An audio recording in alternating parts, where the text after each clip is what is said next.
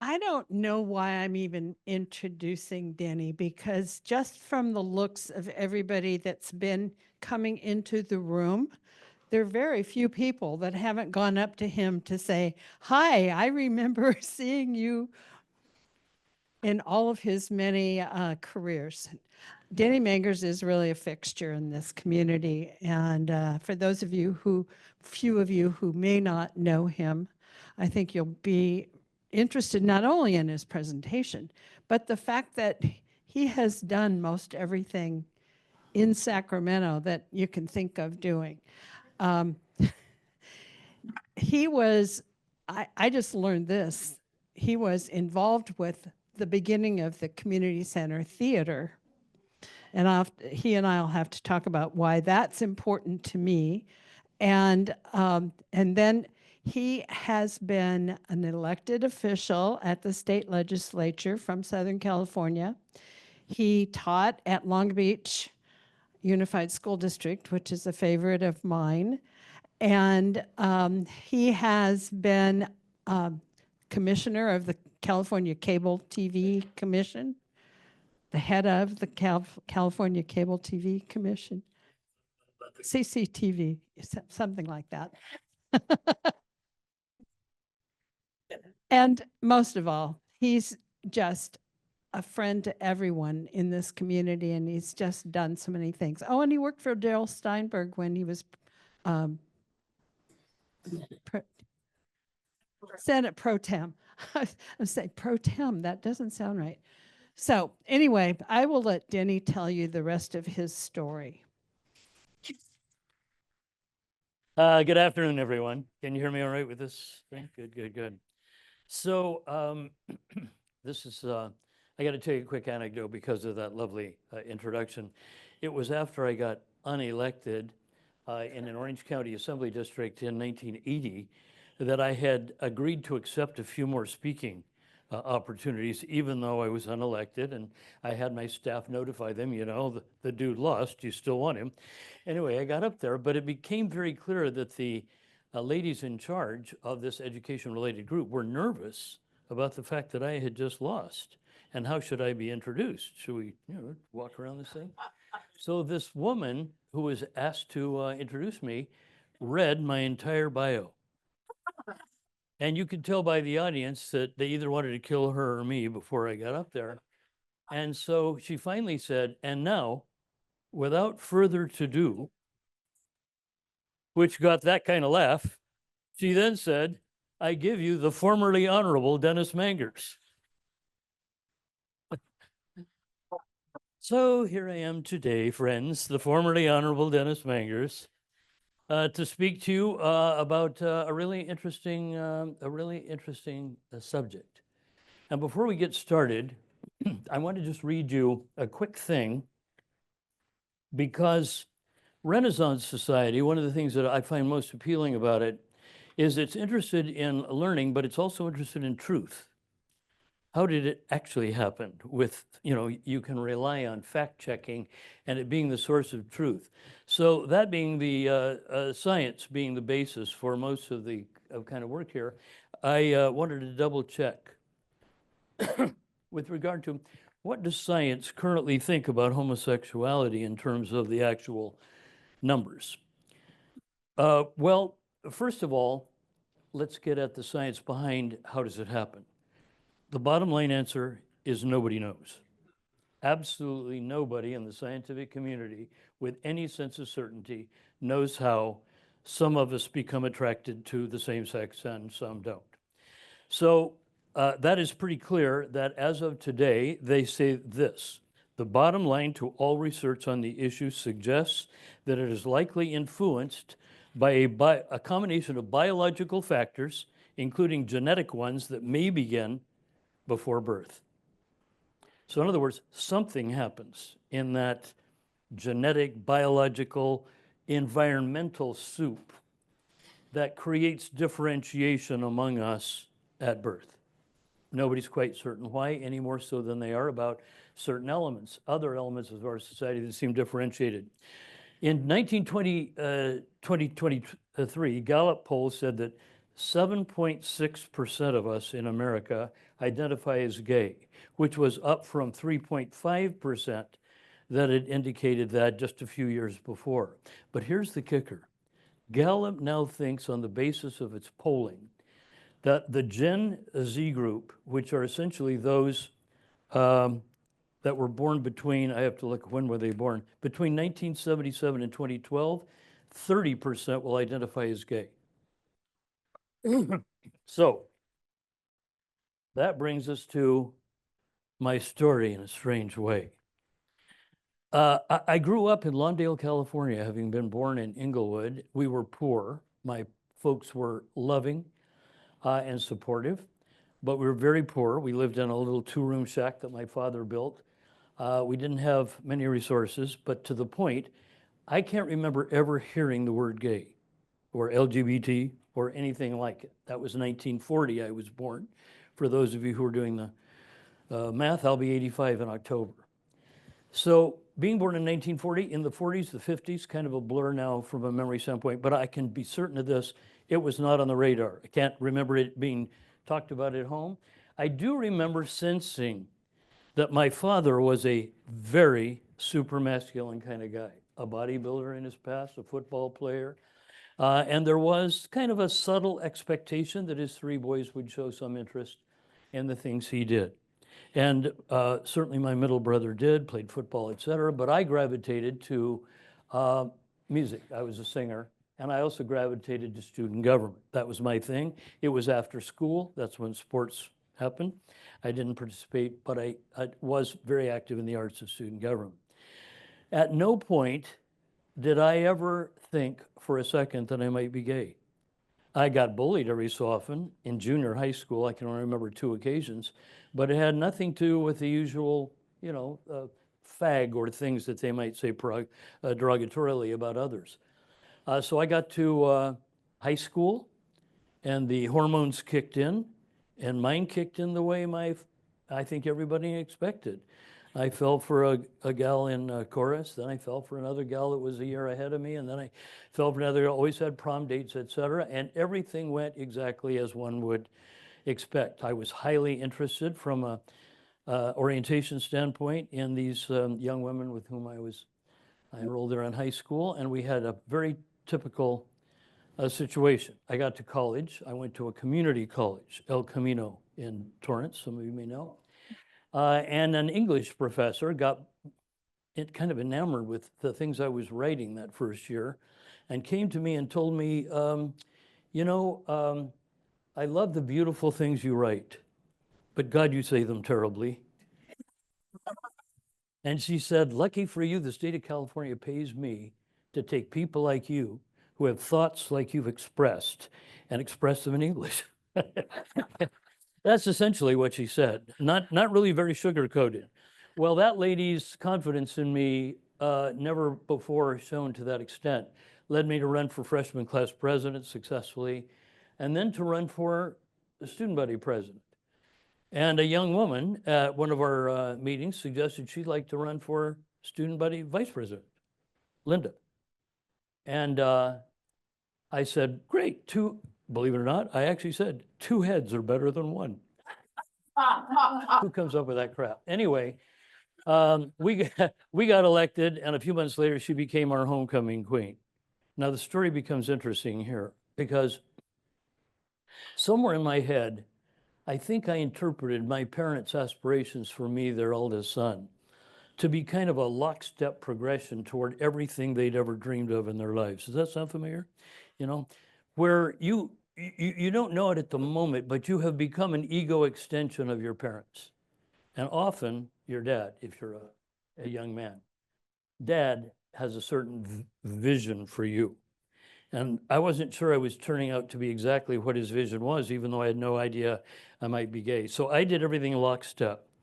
I asked Linda to marry me, and we set a date for when we were going to graduate from college. As soon as we got married, I went in the Navy and did my service. And right after I did my service, I became a school teacher in Long Beach. And in 3 years, I became the youngest school principal in California and had finished my master's degree.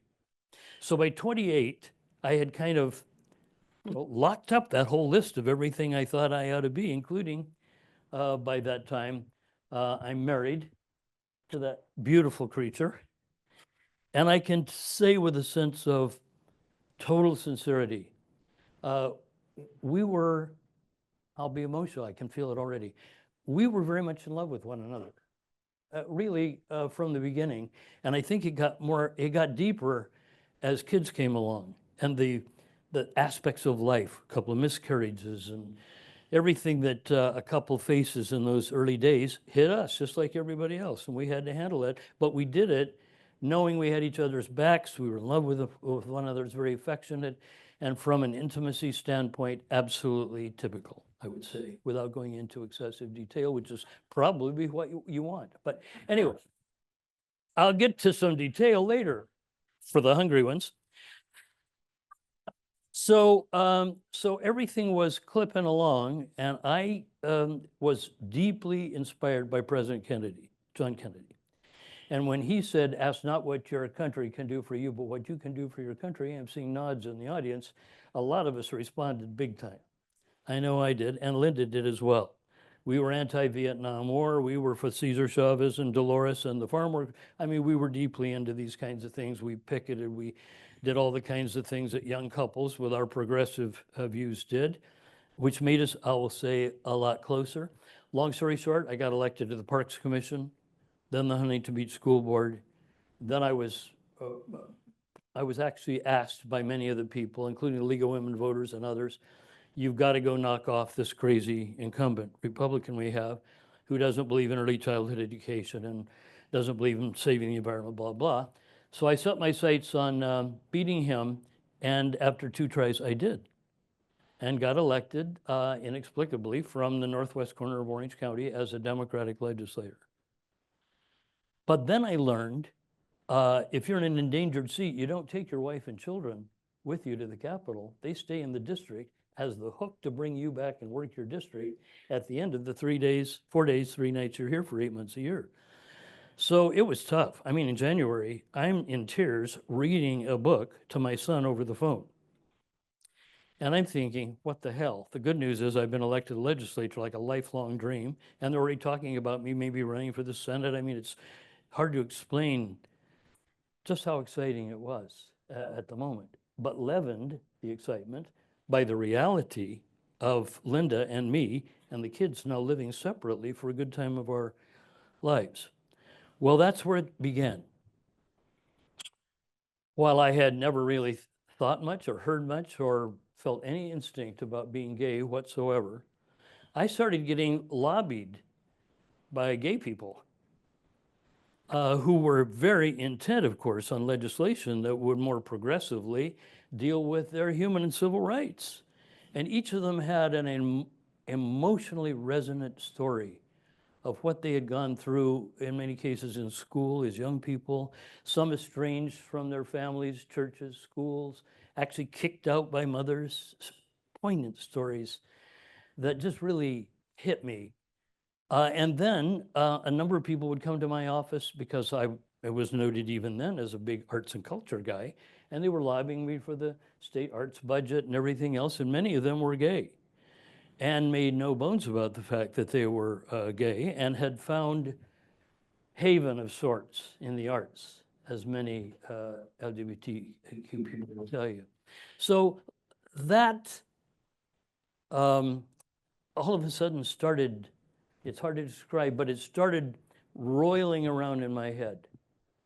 And I would go home at night with these stories, wondering, why am I reacting as emotionally as I am? Because normally, somebody lobbying me about kids, especially early childhood ed or anything, I'm a sucker, you know, I'm just in tears. But there's something about this LGBT thing that's hitting me differently.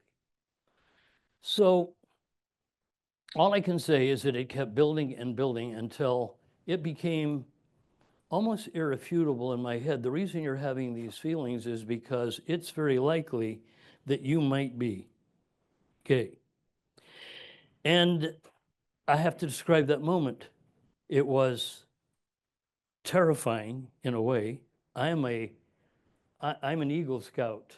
I'm a former teacher and principal, a father, a so-called pillar of my community. But now it's possible I may be something that in some sectors, among some people's thoughts, I may be viewed as amoral. What? I may be viewed as unfit to be around children for fear of the impression I might create and that they may take. When I have thought I've been a model for children, now I'm feeling the stuff that these people lobbying me have felt for a long time. Do I want to go there? It reached its peak one evening when I went back to the district, and they had used my singing as an element of my campaigning. So they found an accompanist and indicated that it would be good if I did a series of concerts for old people. Hello, what a brilliant idea. So trailer parks, senior citizen homes all over Costa Mesa, Huntington Beach, Fountain Valley, et cetera. Next thing you know, I'm working the circuit like it was the Catskills, and occasional humorous comment, but mostly I'm singing. So one day, it becomes very clear to me that the accompanist they've hired for me is gay. And he makes no bones about it. He's quite open about it. And he's in the field. He plays piano for a bunch of people. He appears at Laguna and so forth and so on. So anyway, one night I went over to his house on a Sunday night for rehearsal. And about halfway through, a third of the way through the rehearsal, he said, you're feeling very tight, very uptight about something. Your breathing's not right. We're not phrasing like we usually do. Would you like to take a break? And I said, yeah, I think it'd be a good idea. He said, half glass of wine or something, and then we'll get back to it. So we went out to the living room. We started sipping this wine and talking, and he said, all of a sudden, very empathetically, he said, this life you're living must be very tough. I said, how so? He said, well, you're my assemblyman. I see, you just finished an election, re-election in 78. And he said, your pictures on billboards up and down Pacific Coast Highway. I know your wife, Linda, and I know you have kids. Thank you, done it. Has it happened? I did. That's a young picture of us. Way young.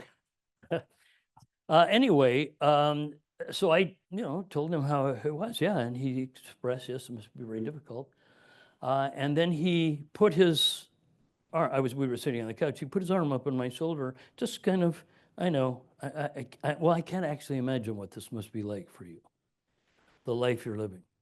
And I all of a sudden turned around and kissed him. I know. What were you thinking?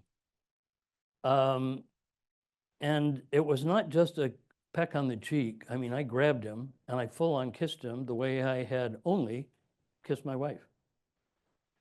And he was in total shock, but no more so than I.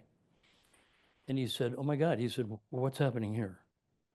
I said, I don't know. But it was like I gushed out to him that night, everything I had felt in the Capitol, what I thought was the empathy for gay people in general. But I said, I'm beginning to have feelings. And honestly, those feelings of empathy have now turned to open, irrefutable attraction. And I'm finding myself attracted to men for the first time. He said, well, how do you feel about women? I said, that's the problem. I'm still very attracted to women. So he suggested to me that it was very likely that I had come to the realization either that I was bisexual or gay, or, as he put it, you're a phase, an emotional, intellectual phase, in which a very curious person like you has started to have some feelings that you think you need to pursue for some reason. One of those three probably is the case. My response was to come back to the Capitol and engage in a series of 3 affairs with women. This is not a braggy thing I'm saying. It's easy in the Capitol. This will come as no surprise to those of you who've worked there, and many of you I see in the audience have. it's easy, and there are affairs going on all the time for various reasons, not the least of which is there's 120 people, in those days mostly men, away from home for 3 nights a week and eager for socialization, sometimes drinking more than they might at home, et cetera, et cetera. Calling home, then having an affair. So, long story short, it was 3 affairs. The third one was the pivotal one. I actually started having a relationship on the occasional Sunday nights at home with accompanist Ted, thinking not much of it, just kind of okay, that happens in conjunction with rehearsal. I like it, I know that part. And then a guy in the Capitol that I meet who is 20 years younger, stunning. Anybody would say, that's a catch. He was. But I was in the middle of the third of the affairs with a woman that I now think retroactively were a cover. I certainly didn't think of it at first. I cared too much about women and respect them too much to have done that with clear knowledge. But it becomes clear now. I was so afraid of losing my job, my new job after I got out of the legislature. I was so terrified at my family finding out ultimately, and in a way that I wouldn't want them to find out. So I just kind of, was not quite sure how to handle this. So finally, believe this or not, I came up with the notion that if Renaissance, excuse the expression, princes could be bisexual, and many were, and in fact, it was the vogue in many times in history, why the hell can't I? I'm not a Renaissance prince, but why can't I just happily have a bisexual life? One night, Pamela invites Alan and me to her house for dinner. And we 3 think this is a great idea to just be pals, socialize, have dinners, dance, sing, we're all singers, etc. Well, we got together for dinner that night. It was about the third try that we'd had of these. And she came out from clearing the plates and looked at us and she said to me, "You just looked at Alan like I have always hoped you would look at me. I think it would be a good idea if you went home." So I can't remember a time being so crushed emotionally. Somebody knows that I've done something here duplicitous. This is not me, not who I want to be. I hope it's not me now. I don't ever want to be that person. So she said, call me in the morning. I did. We ended up having a long talk and I told her my feelings. And she said, I wish I'd known earlier and blah, blah, blah. But I love you. I care for you. And if you think what you need to do is concentrate on Alan, I think you should do so. I said, why do you think so? And she said, well, because you don't know what you're doing to women. You don't know what you're doing to me. I had actually thought, as things got as intimate and loving as they've been, that I might actually marry you and we're still in the range to have children. Well, it never occurred to me that she might be thinking that. It hadn't been discussed. But I realized I'd been a party to it. And for a reason that I'm, as I say in retrospect, I'm not proud of. It was obviously what they called in the day among gay people a beard. Some of you know this term where many famous people, including, well, I won't name, but a lot of people in our history ended up having relationships with women, appearing with them in public. And MGM Studios used to do it just regularly, Tab Hunter and everybody else. They all had a beard. The last thing I wanted to be known as that. So we are now at a point in this story where I'm not out. Believe it or not, I'm telling you stories that make it sound like, but didn't everybody know? Well, in the Capitol, some people did start to know. I am now in my second year, just coming into my second year as the chief lobbyist for the cable television industry, a job I was offered after I lost my reelection to succeed a fellow who had started the industry on behalf of this brand new industry in California, but had died recently of a heart attack. They asked me to be there. I am terrified I'll lose this job because I have a master's and I have started my doctoral work to be a school superintendent. If I can't be on the education committee in the legislature anymore, because I was a Democrat from Orange County, I'm going to be a superintendent. Oh, but wait. Even today in 2024, there's not a single out school superintendent in California. I had the prescience to know from the signs of the time, there may never be in my lifetime. So when the offer came in from cable television, I grabbed it quickly, even though I thought, I don't want to be a lobbyist. What? I've been lobbying for the last 4 years. That's not my ambition in life.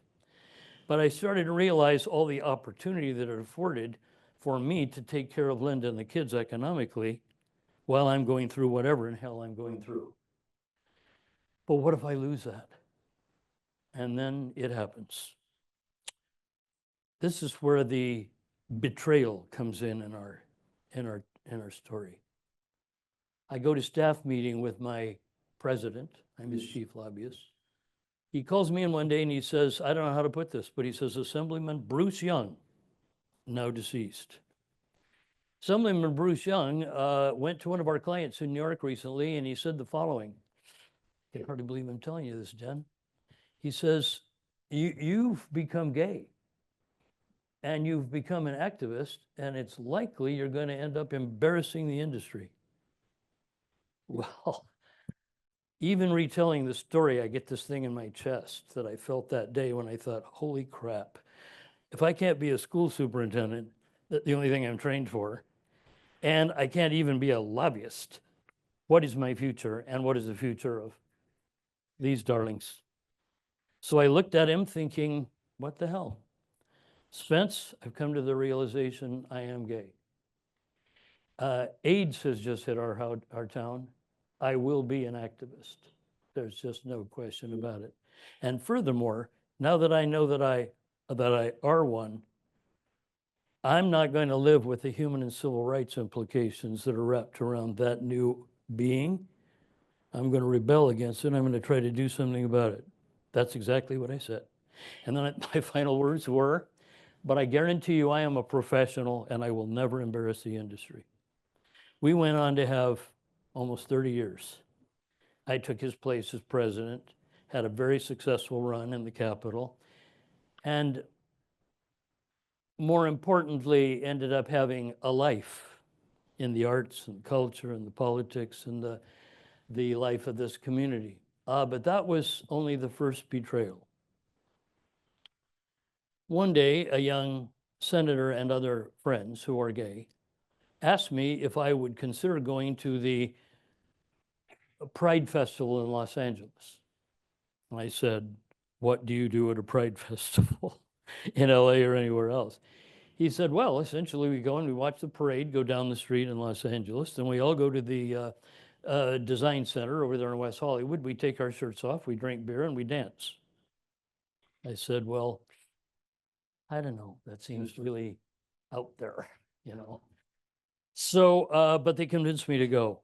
Well, there I am standing along the parade route in Los Angeles, Melrose or something or other, and every time a float goes by with elected officials with whom I have served or know well, like Mayor of LA and blah, blah, blah, I turn toward the drugstore behind me. Not knowing that my face is in the window, but nonetheless, I'm turning around, not facing the parade. Yeah, I know. Not every step I tell you about today will make it sound like I'm the soundest, one in the block. But anyway, we go over to the center, and sure enough, they strip off my shirt, and I tell them I hate beer, but somebody puts a glass of Chardonnay in my hand, and we're dancing around to this electronic beat, and all of a sudden I feel a tap on my shoulder. I look around. It is the son of a couple, the woman with whom I taught school. The couple raised him and his brother on my campaigns, coming to events, walking precincts, coming to the park for picnics, doing everything. He idolizes me. I mean, without my, at the moment, really fully knowing that. He idolizes me. He's been taught by his parents. That's the one we'd like you to be more like. Well, it turns out he was more like, because what he said, as I dragged him over to the nearby fence, what he said was, oh, Assemblyman, looks to me like we got a little secret. And I said, well, Eric, I hope that's what we have here, because I'm going to need some discretion while I'm trying to figure things out. And he promised me that I could expect that from this young 17-year-old boy. Well, it turns out discretion is not exactly part of the makeup of a 17-year-old boy.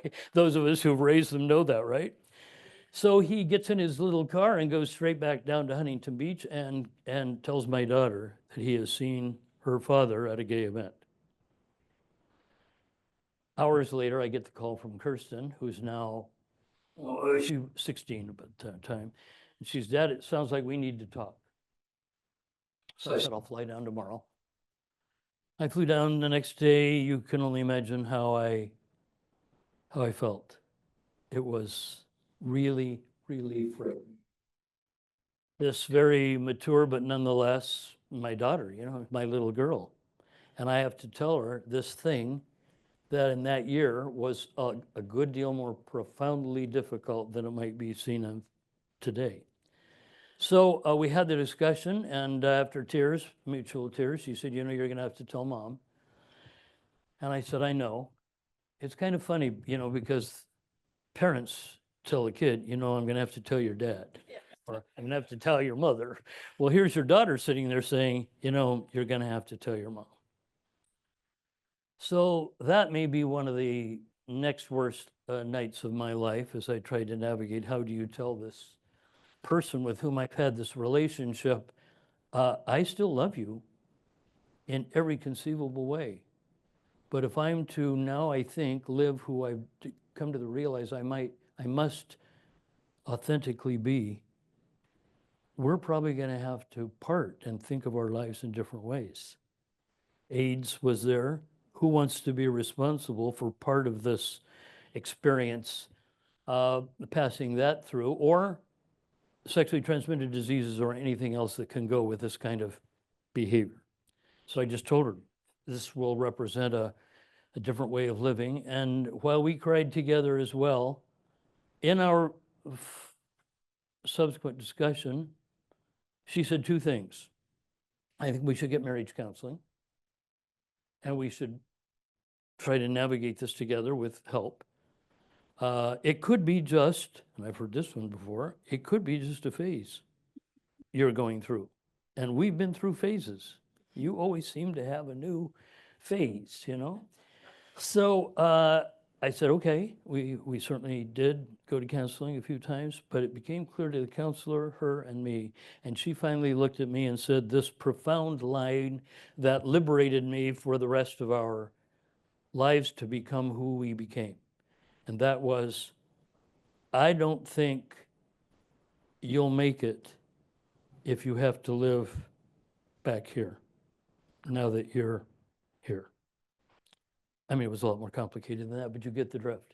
I don't think your mental health will be sufficient to be a provider for us, to be a father for your children, to be respected in the community. All the things that have always been important to you won't work if you're living inauthentically in a lie. So I had these mixed feelings. I could live in a lie. I'm a politician. And before that, I was an entertainer in LA, 12 years, If you combine entertainment and politics, I could probably live as another persona and be her husband and their father and whatever. In fact, I could go back and become a superintendent and try to remain so closeted that nobody knows. Right. Well, so that didn't happen. Twice betrayed by people I thought I could trust. One, Assemblyman Young simply hoped when he was termed out he could grab my job by defaming me. Well, ugly, but we've all heard ugly stories and seen more on Netflix. So hey, hello. We're to some degree prepared for the behavior of some human beings in that regard. And the kid, I'm a former school principal. Child psychology is my thing. I understand what he was doing. He's grappling with his own gayness. And he all of a sudden sees some guy out there that his parents have told, that's what you ought to be. That's the exemplar. He's our thing here in Huntington Beach. And he thinks, great, because I'm gay. Looks like he's gay. I'm cool. I'll go tell somebody. So, I mean, everybody should have known, Eric had made his mother's clothes for the last 5 years. Hello, that was a stereotype. I apologize for that one. But it was true. He had actually custom made Donna's clothes for years, and nobody had ever thought anything of it, except that there would have been irrefutable signs, right? So anyway, life goes on. I become a lobbyist. Those things, the betrayals are not so obvious anymore. It's more, in fact, a kind of a growing sense in the Capitol. That one, unlike many of the legislators and other lobbyists who we know to be gay, that one has just come out. And it's kind of okay, you know? And it's kind of okay because he's a good lobbyist, turns out. I didn't know I could, but I was. And he's very active in the community, and we appreciate that. He's decided this is his new home, and he's making a contribution here. And so I got emboldened, and I convinced my industry that it ought to embrace all of the differentiated elements of its constituents, of its clientele. And that included people of color, it included women, it included LGBTQ, et cetera. And you have a medium that you ought to be using on behalf of all of these people where education and persuasion and motivation is involved. And so we did. We formed Cable in the Classroom for children, and we formed Women in Cable to move women higher into the hierarchy of cable, the Cates Foundation to move people of color higher into the leadership of cable, and then finally Cable Positive, to use our medium all over the country to spread the word about prevention and the kind of care one needs if one finds themselves afflicted. Well, so we were able to accomplish all those things with the industry by being out to the industry, but in a way that always made it clear, you hired me to be your lobbyist. I am your lobbyist. I understand that what it means. It means pass good bills. It means kill bad bills. So I did. For 30 years, we didn't lose any. So I got that notch. Okay, he's a professional, even though I'm sure some of them were saying whatever people say behind. And occasionally one of those would float up. I'd hear a lobbyist saying, oh, here comes light in his loafers. Or others, that doesn't sound like much now because we have so many more derogatory things we can say. But in the day, light in his loafers was kind of an assault, and I could hear it. Fortunately, in that one particular case, by the way, a sideline, a woman whom I had dated was walking with me into the Capitol to testify before a committee, overheard the comment and said, I hope someday you'll find that you're half the man that Dennis Mangers is. That's the way she handled it to this twerp that made the comment. I say that only because I developed this group in the Capitol that couldn't have been more supportive, and realized that by coming out and living the life in the way I ended up living it was they found attractive. So, because we have to have questions in a moment. The kind of denouement, as it were, is that I ended up experimenting after the conversations with Linda and the kids, and things finally settled into a situation. I should say, all not roses. It took about a year for Linda to actually wrap her hands around all the lovely things she had said earlier. It doesn't mean that works in living authentically. Each kid took a turn of being pissed, really pissed on behalf of their mother, who was seen as the aggrieved personality. And to some degree, as bad as all that, was the nearly, I don't know, a third of my former constituents and close supporters who had decided that this is a thing where you have to align yourself with one or the other. And so they aligned themselves with Linda, who was home, not me, who was there. So losing their affection and their support turned out to be a big deal. I experimented with that young man as a relationship for about 2 years. Finally realized I was raising another son. This is a stupid way to come into your gay life. Then I fell for a member of our Sacramento gay chorus, men's chorus, which I helped found 40 years ago. And we had a nearly, I don't know, 4-year relationship, bought a house. It went well until one day I said to myself, you know, I'm a romantic idealist. I always was. And I'm not quite sure I'm there in terms of the lifelong partner. And we had that discussion, parted, and have been brothers ever since. I mean, that close. And then one more. And then finally, 33 years ago, I met that one. Stand up. Hello. Stand up.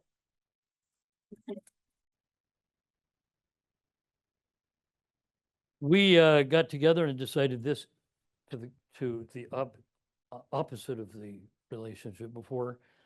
We have found it. We finally have found that one kind of elusive thing that we're all searching for, even when other things keep floating in, jobs, kids, and all kinds of things. Really deep, true love had somehow seeped in. And as it became increasingly more irrefutable, I keep using that word, we tried 3 times to get married, send ourselves, our families, and everybody who knew us, and especially the Capitol, a message. We're here. You've heard this before. We're queer. Get used to it. It was a necessary political thing to say, and I don't mean that to be flip or glib. But we're here, we're queer, get used to it, and to become an integrated part of the larger society with no shame, no moral blame. And there we are. That's where we ultimately came to. That's the place we reside in now. We got married when Mayor Agnos decided to make his display in San Francisco. We stood in line with 4,000 couples. We got married that day. They were annulled.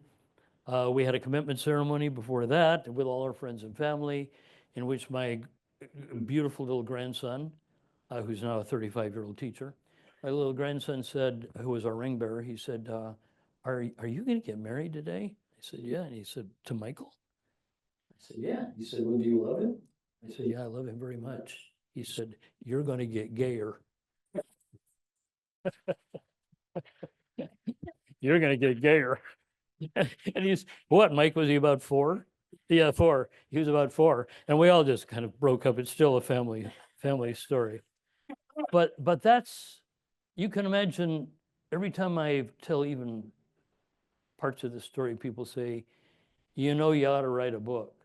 It would be interesting, and it might also help people who late in life have come to these realizations and are having difficulty navigating the discussions, the conversations that go with it. And it's a daunting prospect of writing a book and forcing yourself back through chapter by chapter, the emotions, the pain, and yet the joy that have come with my life. So telling it in snippets like this seemed like a better idea than trying to write the book and putting myself and everybody else back through that. Plus sitting there 8 hours a day. I'm going to be 85 in October. There are better ways to spend my life. Anyway, we are now, Janet, I think, at the point where I entertain questions. How do you handle that? We have somebody in charge of questions. Oh, good. Oh, okay. So, questions. You can ask anything. I mean, by this time, I'm not embarrassed by just about anything. Comment about your daughter. Was it your 70th birthday where everyone, the Hyatt ballroom was filled? Was that your 70th? It was, and my retirement. Your retirement. And my first retirement. I've retired 3 times. And her said as she was speaking that night, and she must have been in her 30s, maybe. Yeah. Whatever. She said, I was more upset at times that we couldn't eat grapes because in your We were boycotting grapes. Remember that? I do. I thought that was just precious from, a 30-year-old. We were upset we couldn't eat grapes. He wouldn't let us eat grapes. She was telling little stories about our, behavior, and she said we couldn't eat grapes for a while. We couldn't eat lettuce because Cesar said we're boycotting Safeway. Some of you remember all that. I didn't have a grape till I was 17, as if she were a deprived child. So yeah. But the other funny thing she did that you could have told was that she decided to write a poem about my life and my transition, as we'll call it, in the style of Dr. Seuss. And it I wish I'd have brought it today. You would have just loved it. Maybe I can give it to Renaissance. But at some point she said something about, first it was Pamela, then it was Ken, and it was, you know, but all, if you can imagine, in this Dr. Seussian kind of thing. Do you remember that? That was funny. Questions? Yes.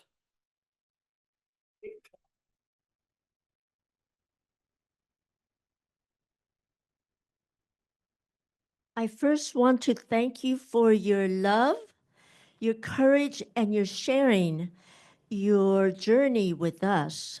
And I really, really appreciate that. The other one is I have members in my family that are gay, and they never, ever, ever, ever talk about it. And nobody asks them questions.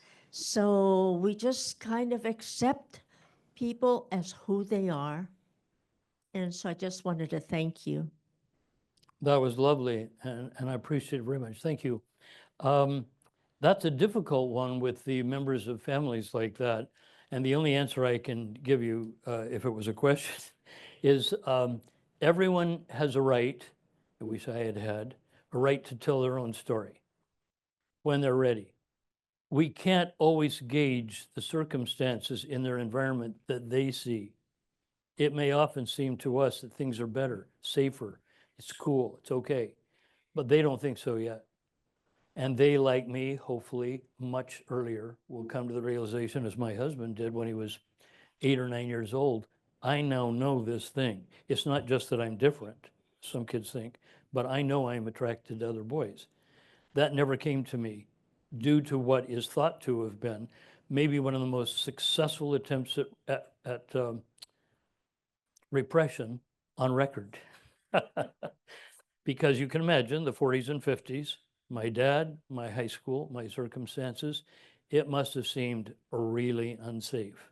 And in my case, the protective instincts kicked in way more thoroughly than they do for most. That's just the only explanation I can give you. Yeah. Were Yes, ma'am. your parents, excuse me, were your parents alive and aware, and how did they deal with it and have, I mean, smoothly, or? I know people who have gone through this, and I'm just curious about you. No, it's a good question, and one that I kind of left out of the story because it was an important element. Dad died when I was 19. I had just been elected student body president. He gave me a party, and the next morning he dropped dead in our driveway. Heart attack. It was devastating. I won't go more deeply into that story. But Mom, years later, I'm a lobbyist. What year was it? I can't recall exactly. But Mom calls me on my private line, and she says, honey, I need you to fly down here tomorrow. I said, what? She said, yeah, I've got something I've got to tell you. But I need you to fly down here tomorrow. I said, Mom, of course I'll fly down. I'm going to do some stuff, but I'll get out of everything. But can't you tell me I'm going to have a miserable night if you don't tell me what's going on? She says, no, I can't. This is something I have to tell you in person. I put the phone down and immediately thought somebody had outed me to my mother because I still wasn't out to her. And that they had probably outed me in some tawdry way that would make me ashamed in front of my mother. That night was, again, a horrible, horrible night. And when I got up the next morning, I could barely shave. I was so shaking. So I go to the airport, I go to LA, I get a rented car, I drive out to my mother's house in the valley. She arrives at the door in this coffee-stained chenille bathrobe I'll never forget. And she says, do you want some tea, honey, or something? I said, no, I'm anxious to hear. And I had this impulse, I think some of you will really appreciate. I had this impulse. If somebody's told her a dirty story about the fact that her son, her first son, is actually gay, I better preempt such a terrible story. And I started to tell my version. And then I realized, shut up. She didn't call you down here to tell you anything of the sort. So I just sat there. And she said, honey, I just have to tell you that I've learned I have cancer. And I've got about 6 months. So again, I won't go into much detail, except I was, just stricken. But here's the funny part, in a way. As I left her house that day, I felt grief stricken that in months I was going to lose my mother. But I felt relieved that it wasn't about my being gay in some frame of reference that would make both of us, now it turns out in her final time, and me with a life to live, living with that. So I asked, the close circle of people, including my children, what do you think? If you tell grandma while she's dying, you're only doing it for yourself. Get something off your chest, not because it's going to make her die any happier or anything else. So Dad never knew, although when I sent out my coming out letter at Christmas to everybody I knew one year, one of my mother's best friends called me the next day and says, "Hi, honey, this is Ruthie. I think your dad always knew."